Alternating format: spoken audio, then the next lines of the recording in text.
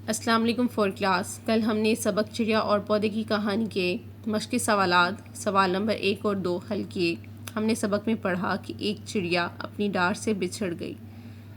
شام کا اندھیرا پھیلنے لگا تو وہ رات گزارنے کے لیے ایک ننھے سے پودے پر آ کر بیٹھ گئی۔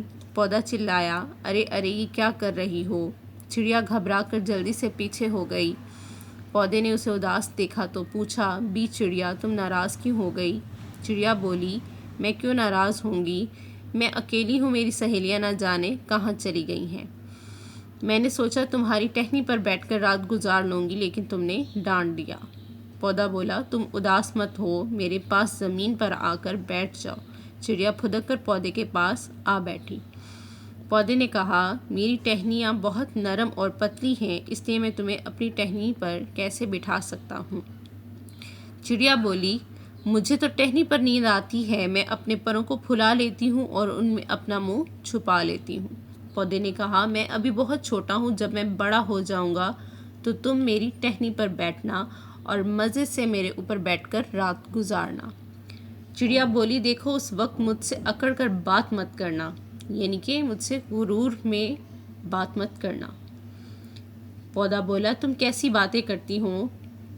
میری ٹہنیوں میں پتیاں ہوں گی، پھول کھلیں گے، پھل لگیں گے، پھر میں کیسے اکڑ سکتا ہوں؟ میں تو جھک جاؤں گا، میں سب کی خدمت کروں گا اور سب کے کام آؤں گا۔ چڑیا بولی، تم ابھی سے بہت اچھے ہو۔ چڑیا نے پودے کے پاس بیٹھ کر رات گزاری۔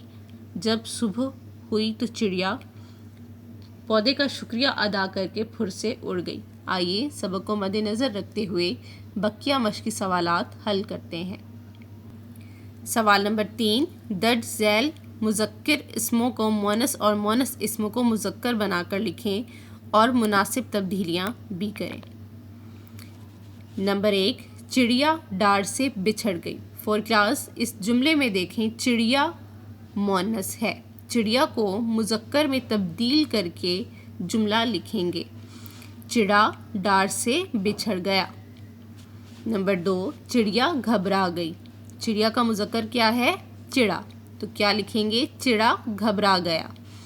نمبر 3، تم کو اپنی ٹہنی پر کیسے بٹھا سکتا ہوں؟ فور کلاس، اس جملے میں دیکھیں بٹھا سکتا ہوں مذکر ہے، تو اس کو مؤنث میں تبدیل کر کے لکھیں گے، تم کو اپنی ٹہنی پر کیسے بٹھا سکتی ہوں۔ نمبر 4، بی چڑیا تم بہت اچھی ہو۔ ارے چڑے تم بہت اچھے ہو۔ سوال نمبر 4، درج ذیل مذکر الفاظ کی مؤنث بنائیں۔ مذکر مؤنث لکھیں گے کلاس۔ مذکر مکڑا، مکڑی، بطخہ، بطخ، مور، مورنی، چکور، چکوری، چیونٹا، چیونٹی، مرغا، مرغی،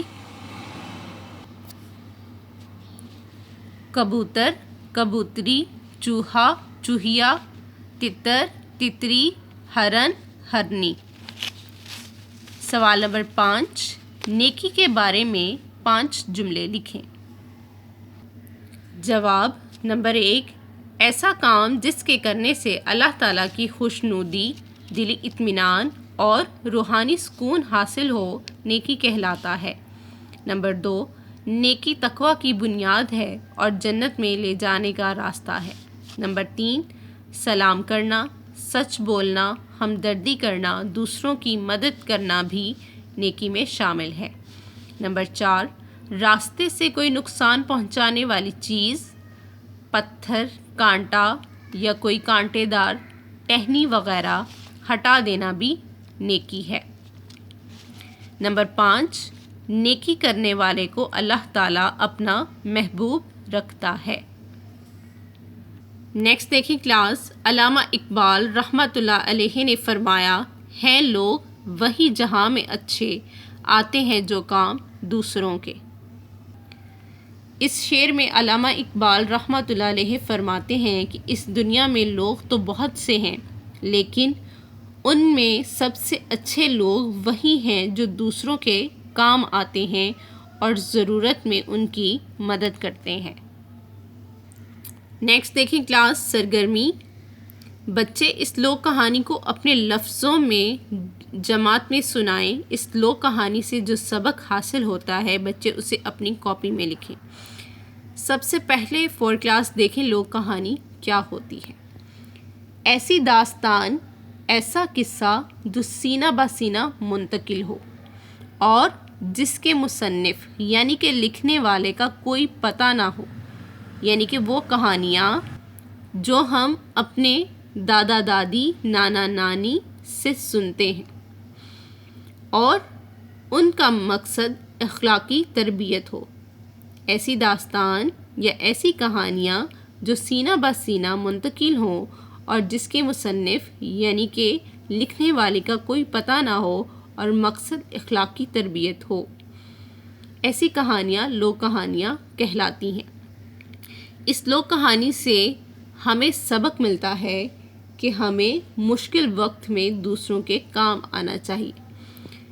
فور کلاس، اس کہانی سے جو ہمیں سبق ملتا ہے وہ آپ اپنی کاپی پہ لکھیں گے۔